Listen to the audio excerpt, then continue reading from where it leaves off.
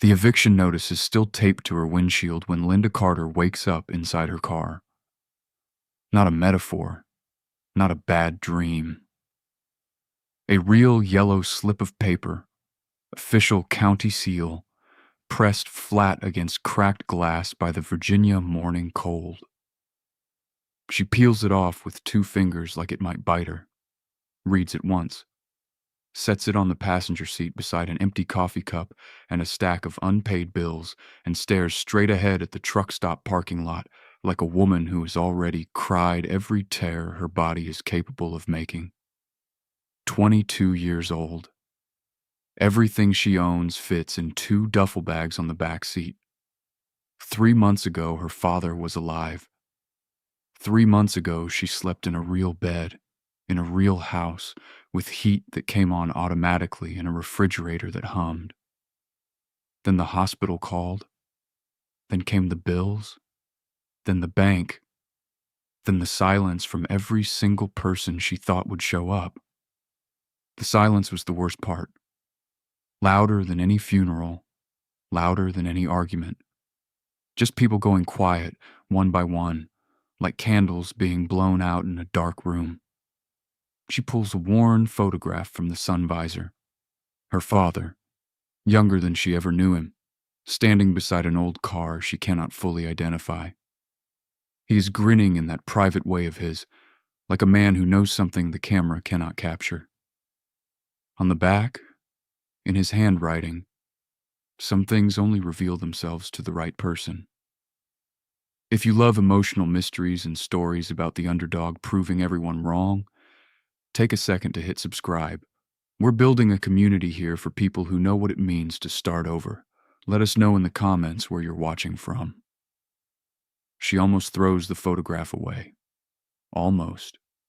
Instead, she tucks it back behind the visor, turns the ignition twice before the engine catches, and pulls onto the highway heading west, toward Shenandoah County, toward a property she has never visited, toward a grandfather she barely knew. The certified letter from the law office sits open on the passenger seat. 1 inherited property, 1 falling down farmhouse, 1 acre of Virginia wilderness that nobody in her family has touched in 30 years.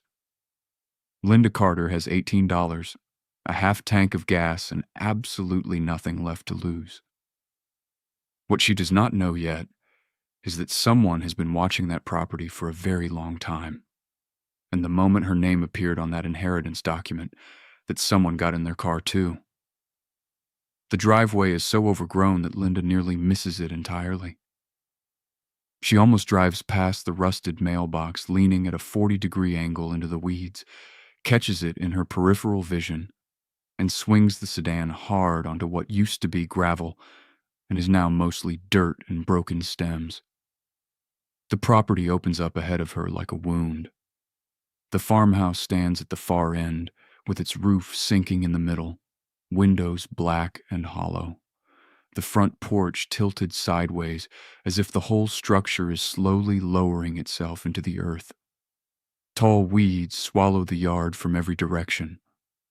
The barn to the left has lost an entire wall panel, exposing dark interior ribs like the chest cavity of something long dead. Linda steps out of the car. The air smells like wet soil and old wood and decades of silence. She almost misses it. Almost.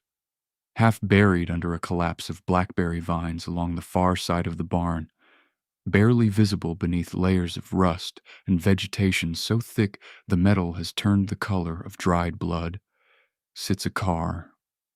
Old. American. Whatever it once was, time has erased most of the evidence. The tires have sunk a full 4 inches into the Virginia soil. Every window is either missing or fractured. The body panels are warped by rust into shapes no manufacturer ever intended. A single letter survives on the license plate. The letter T. That is all. Linda gives it one look and turns away. She has bigger problems than a scrap heap. She is measuring the farmhouse porch collapse with her boot when she hears the tires. A black SUV rolls down the driveway with the quiet confidence of a vehicle that has never had a scratch. The man who steps out is wearing a suit that costs more than 3 months of diner tips. Silver hair, cut close. A jaw built from something harder than bone. Shoes that crunch across the broken gravel like he designed this property and found it disappointing. His name is Darnell Voss. He extends a hand and smiles the smile of a man who has never once been told no and fully intends to keep that record intact. He offers her more money than the property is worth. Far more. And he does not look at the house once. His eyes go to the rusted car. And they stay there. The brass key is still warm in Linda's palm when Samuel Brooks appears at the barn door. He is 70 years old, built like a man who spent his whole life under cars rather than driving them. His hands are the size of dinner plates, permanently darkened by decades of engine grease that no soap ever fully reached. He knew her grandfather.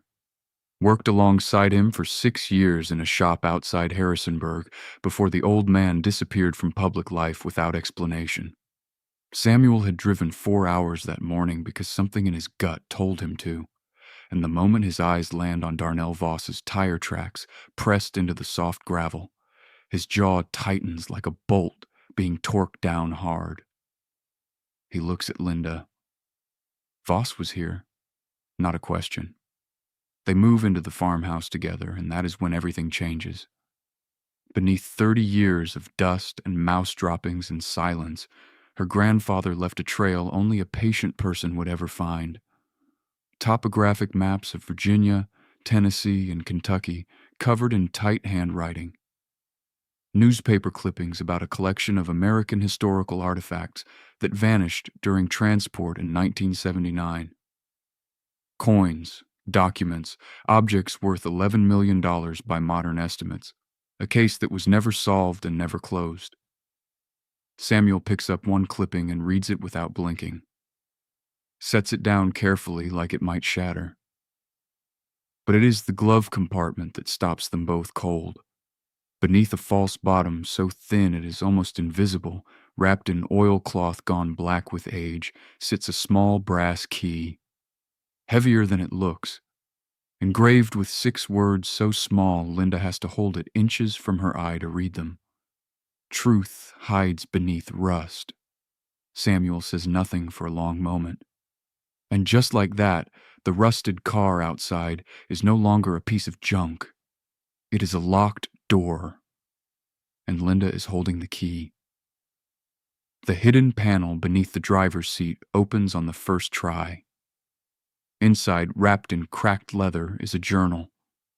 Linda opens to the first page and reads the opening line out loud, her voice barely above a whisper. Her face goes white. The journal says her grandfather was never a thief. Linda reads that line 3 times before the meaning fully lands. The candles Samuel lit are burning low. Outside, the Virginia night has gone completely quiet, the kind of quiet that feels less like peace and more like the world holding its breath. The journal lays out everything in her grandfather's careful handwriting.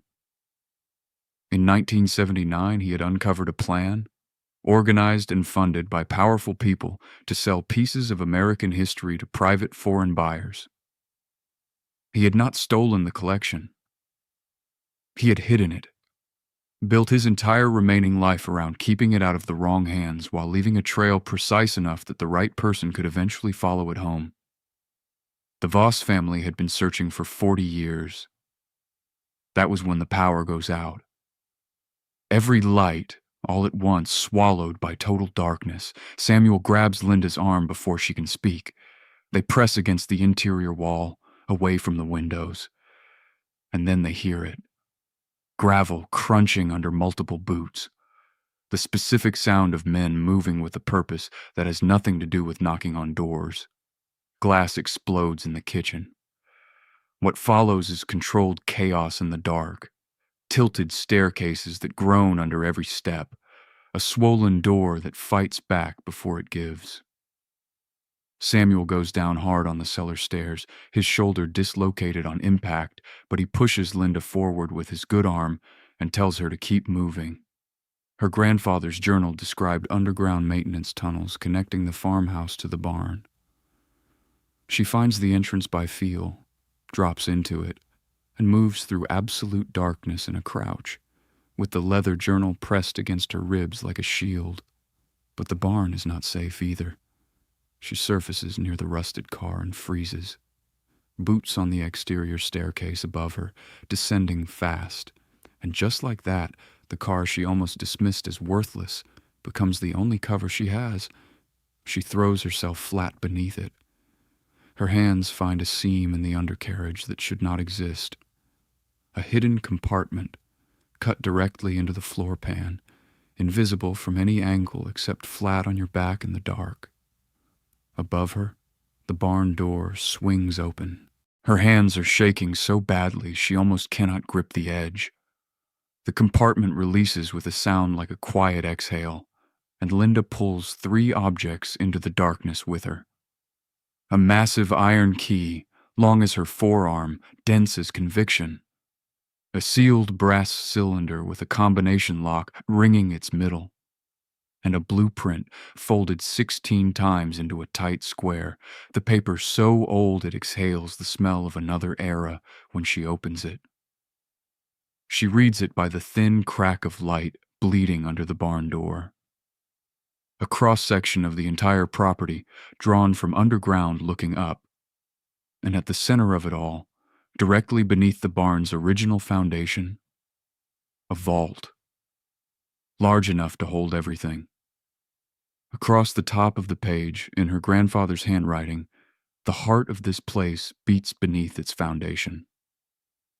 And just like that, Linda understands what her grandfather actually built. The car was never the hiding place. The car was the sequence.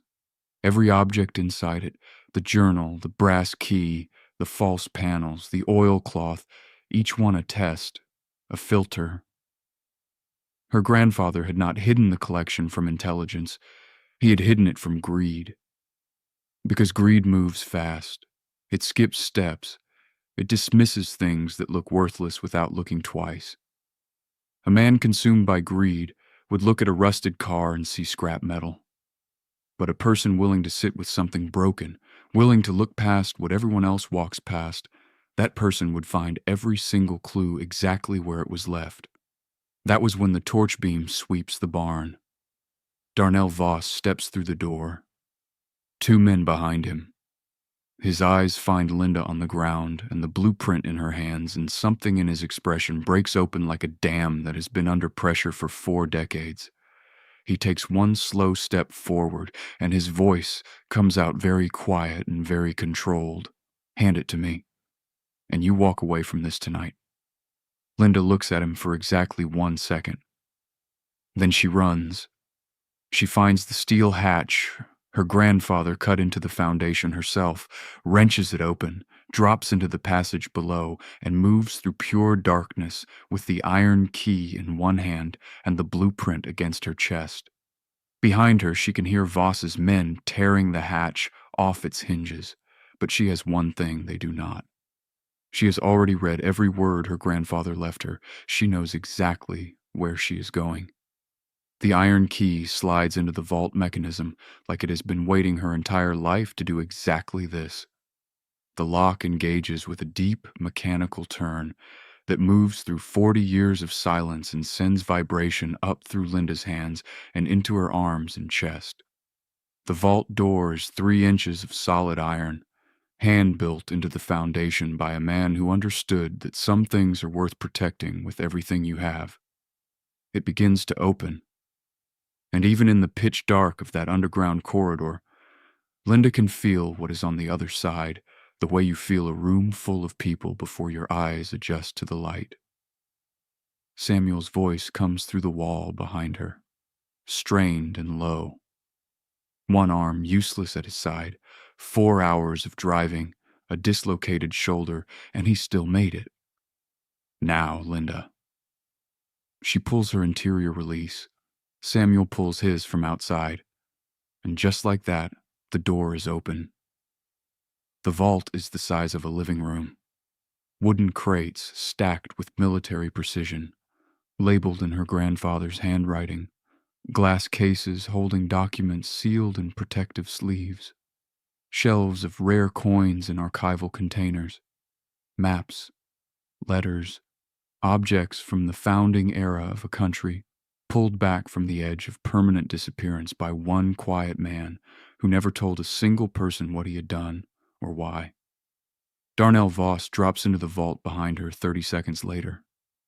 But Voss does not see the interior release panel above the door frame. He is not looking at anything except the crates, 40 years of hunger narrowing his entire world down to one point, making everything outside of it invisible. That is what greed does to a person. It blinds them to everything that is not the thing they want. Linda pulls her release. Samuel pulls his.